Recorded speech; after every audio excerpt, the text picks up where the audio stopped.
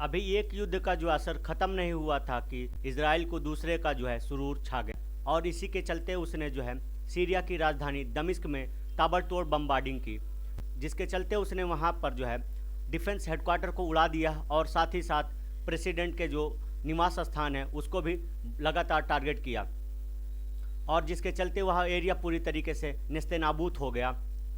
पहले आप यह वीडियो देखिए।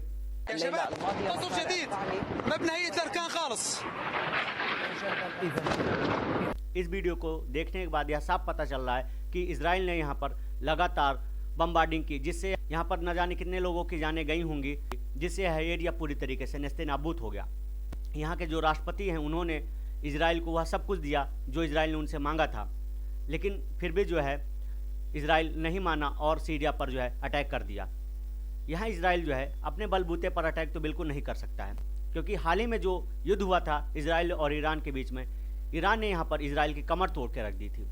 फिर उसके बाद जो है अमेरिका ने वहाँ पर लगभग 800 से ज़्यादा जो है प्लेनों में भर के हथियार भेजे, और फिर कुछ समय के बाद इसने जो है सीरिया पर अटैक करना शुरू कर दिया।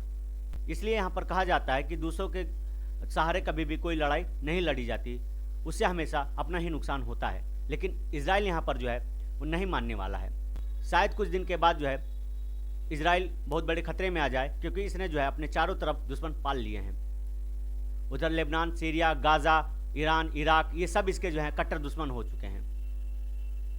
और जो है आने वाले कल में क्या होगा कुछ कहा नहीं जा सकता है। यह वीडियो देखिए, इसमें जो रिपोर्टर है लाइव रिपोर्टिंग कर रही होती है, और उसी दौरान जो है पीछे से बम ब्लास्ट की आवाज़ें आती हैं, जिससे वह रिपोर्टर डर के इधर उधर अपनी जान बचाने के लिए भागने लगती है। इससे यह साफ पता चलता है कि इजराइल ने बड़े खतरनाक तरीके से वहां पर बमबार्डिंग की, जिससे वह एरिया पूरी तरीके से तहस नहस हो गया। आगे अगर हम देखें, दूसरी फुटेज पर आप नजर डालें तो आपको दूसरी अगर हम बात करें तो आप पाएंगे कि ग्राउंड लेवल पर लाइव रिपोर्टिंग जो चल रही थी, उसी दौरान जो है उस इलाके पर जो है बमबार्डिंग होती है, जिससे रिपोर्टर और कैमरामैन इधर उधर अपनी जान बचाने के लिए भागने लगते हैं। इससे यह साफ पता चलता है कि इजराइल पूरे प्लान के तहत उस इलाके में बमबार्डिंग किया है। इसका क्या उद्देश्य था वह हम आगे जानेंगे कि इजराइल ने क्यों सीरिया पर लगातार इतनी बमबार्डिंग की, जिससे वह एरिया पूरी तरीके से तहस नहस हो गया। चलिए आगे देखते हैं। इजराइल ने किया सीरिया पर हमला। इजराइल ने यहाँ पर फर्स्ट अटैक पॉलिसी का इस्तेमाल करते हुए सीरिया पर अटैक किया, जिससे सीरिया का वह इलाका पूरी तरीके से बर्बाद हो गया। वहां पर इतनी बमबार्डिंग की गई कि वह एरिया पूरी तरीके से धुएं में गायब हो गया। यह वह रिपोर्टर है जो लाइव रिपोर्टिंग कर रहा था, और इसके पीछे वाली बिल्डिंग में जो है यह ब्लास्ट होता है, जिससे यह रिपोर्टर डर कर अपनी जान बचाने के लिए इधर उधर भागने लगता है। इजराइल ने सीरिया पर किया बमों की बारिश, एयर स्ट्राइक। अब इजराइल ने जो है सीरिया पर बमों की बारिश तो कर दी, लेकिन वह यह अटैक क्यों किया, हम उस पर जो है विशेष नजर डालेंगे। सीरिया पर बमबारी शुरू। सीरिया के रक्षा मंत्रालय का मुख्यालय पर बमबारी की गई, मतलब जो सीरिया का डिफेंस मुख्यालय था वहां पर यह बमबार्डिंग की गई, क्योंकि वहां से जो है लगातार इजराइल के खिलाफ साजिशें रची जा रही थी।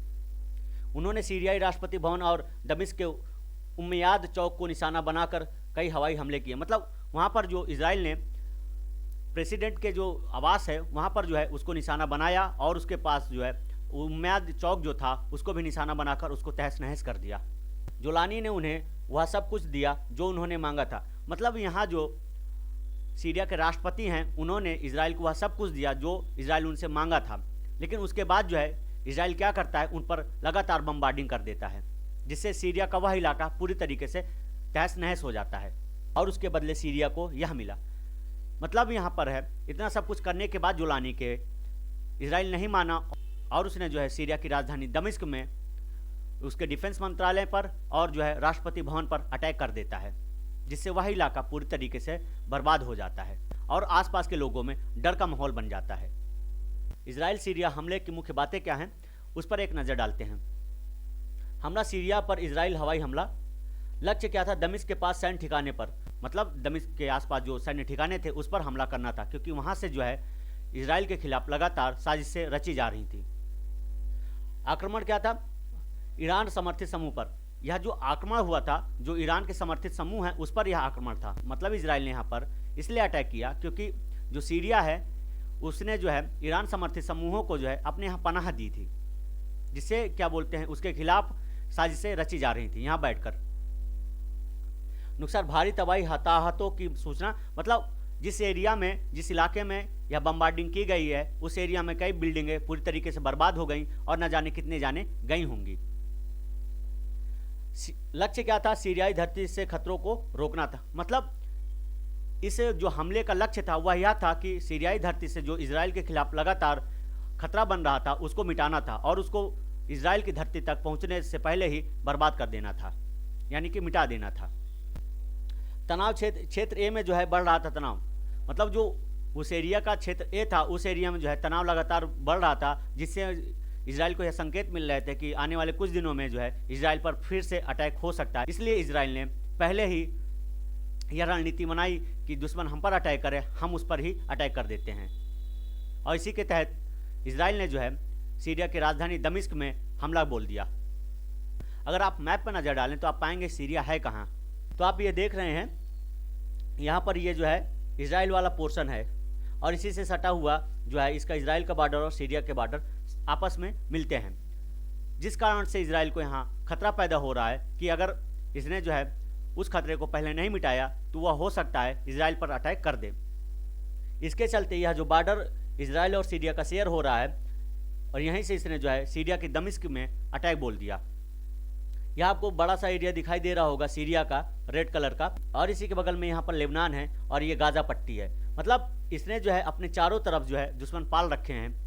अगर जरा सी भी चूक हुई तो शायद इजराइल को बहुत बड़ा नुकसान हो सकता है। अगर यह सेशन आपको पसंद आया हो तो हमारे चैनल को सब्सक्राइब करना ना भूलें, ताकि हम आपको ऐसी ही लेटेस्ट अपडेट देते रहें। धन्यवाद।